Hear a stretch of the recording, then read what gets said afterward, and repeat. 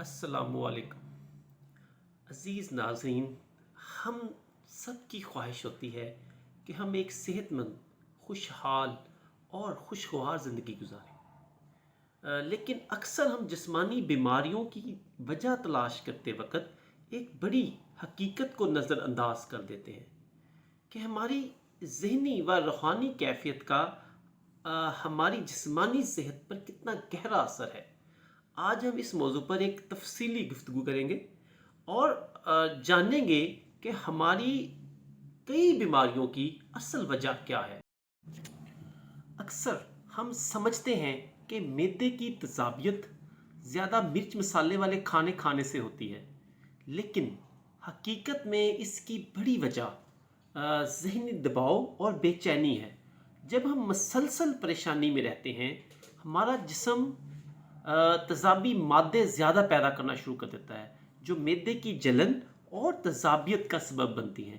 لہٰذا اگر آپ معدے کی تکلیف سے بچنا چاہتے ہیں تو اپنے آپ کو ذہنی پرسکون رکھیں، مثبت سوچیں اور ذکر الہی کو زیادہ سے زیادہ اپنی زندگی کا حصہ بنائیں.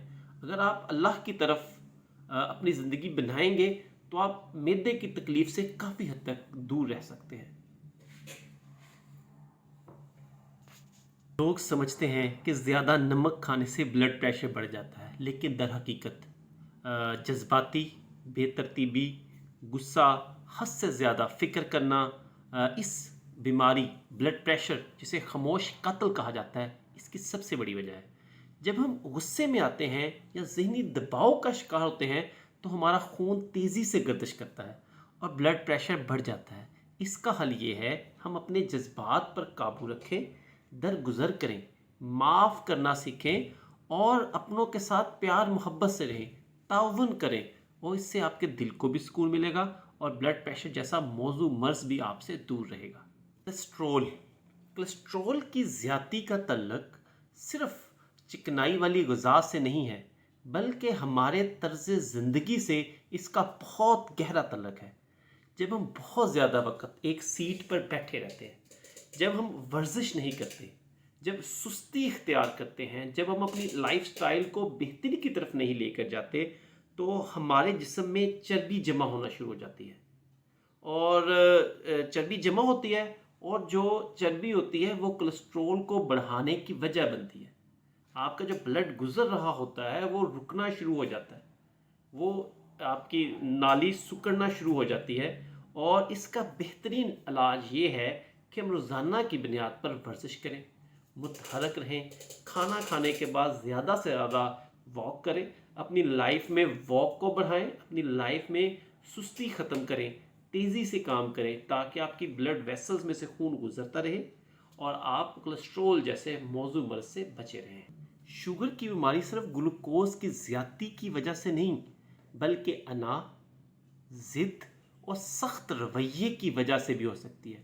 اگر ہم ہر بات میں ضد کریں گے، دوسروں کی بات نہیں سنیں گے اور اپنی بات کو حتمی سمجھیں گے تو یہ ذہنی دباؤ پیدا کرے گا جو ہمارے جسم کے نظام کو بہت زیادہ اثر انداز ڈالتا ہے. ہمارا جسم اس سے کام کرنا چھوڑ دیتا ہے، ہمارا لبلبہ اس سے متاثر ہوتا ہے. اگر ہم اپنا رویہ نارمل کریں گے، اگر ہم لوگوں کے ساتھ خوشگوار تعلقات بنائیں گے اور عاجزی اپنائیں گے تو ہم شوگر جیسے موضوع مرض سے کوسوں دور رہ سکتے ہیں.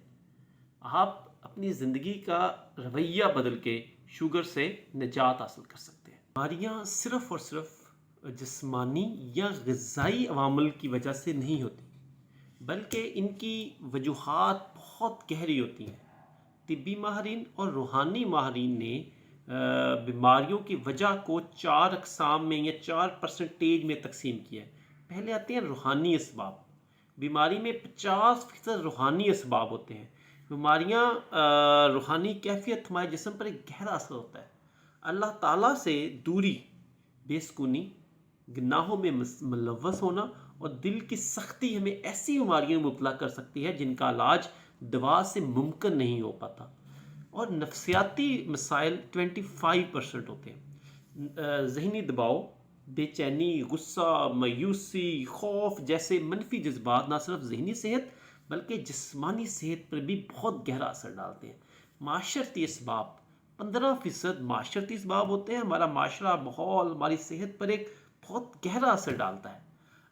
اگر ہم خود کو جسمانی صحت میں لانا چاہتے ہیں تو اپنے ارد گرد کا ماحول تبدیل کرنا چاہیے، معاشرتی چیزیں تبدیل کرنی چاہیے۔ نامیاتی اسباب، کچھ بیماریاں واقعی طور پر جسمانی اور نامیاتی جنیاتی وجوہات کی وجہ سے ہوتی ہے، کچھ موروثی بھی ہوتی ہے، جسمانی کمزوری سے ہوتی ہیں۔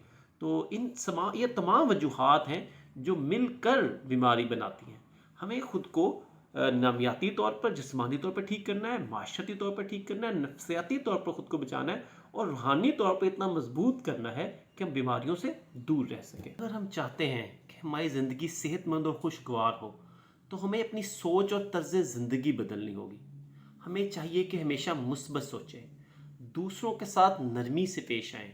ہمیں چاہیے کہ حسد، جلن اور نفرت سے دور رہیں، نماز کی پابندی کریں اور اللہ کا ذکر زیادہ سے زیادہ کریں، صدقہ و خیرات دیتے رہیں تاکہ آپ بیماریوں سے محفوظ رہیں اور آپ صحت مند رہیں۔ اگر ہم چاہتے ہیں کہ ہماری زندگی صحت مند اور خوش، ذکر الہی، قرآن پاک کو زیادہ سے زیادہ تلاوت کرنا بھی آپ کو صحت کی طرف لے کر جاتا ہے۔ آپ بہت سی بیماریوں سے دور رہتے ہیں اگر آپ قرآن کو سمجھ کر پڑھتے ہیں، اگر آپ قرآن کو سوچ کر پڑھتے ہیں، اپنے اوپر طاری کرتے ہیں، تو آپ حسد سے دور رہتے ہیں، آپ منافقت سے دور رہتے ہیں، آپ لوگوں کے ساتھ اچھا رویہ اختیار کرتے ہیں جو آپ کی صحت کا سب سے بڑا سبب بنتا ہے۔ اللہ قرآن میں فرماتے ہیں، سورہ رات کی آیت نمبر 28، اللہ کہتے ہیں بے شک اللہ کا ذکر، اللہ کے ذکر سے دلوں کو سکون ملتا ہے، اور زیادہ سے صدقہ خیرات دیں۔ رسول اللہ صلی اللہ علیہ وآلہ وسلم کی حدیث مبارکہ ہے، اپنی بیماریوں کا علاج صدقے سے کرو، غریب کی مدد کریں۔ آپ کسی کی مدد کریں گے تو آپ کو دلی سکون ملے گا، آپ سے بیماریاں دور ہوتی جائیں گی، آپ صحت کی طرف چلتے چلے جائیں گے۔ دین اسلام پر عمل کرنا اور قرآن و حدیث کی رہنمائی حاصل کرنا، ہمارا چینل وزڈم بائی ہارٹ اس حوالات مکمل وظائف فراہم کر رہا ہے۔ ان کو دیکھیں، سنیں، سمجھیں، ان پر عمل کریں تاکہ آپ اپنی زندگی کے اندر یہ جو بیماریوں، اگر ہم جو میں نے آپ کو کچھ اصول بتائے ہیں ان پر عمل کریں تو ہماری زندگی صحت مند، خوشگوار اور کامیاب ہو سکتی ہے۔ ہم سب کو صحت مند اور خوشگوار زندگی اللہ تعالیٰ عطا فرماتے ہیں۔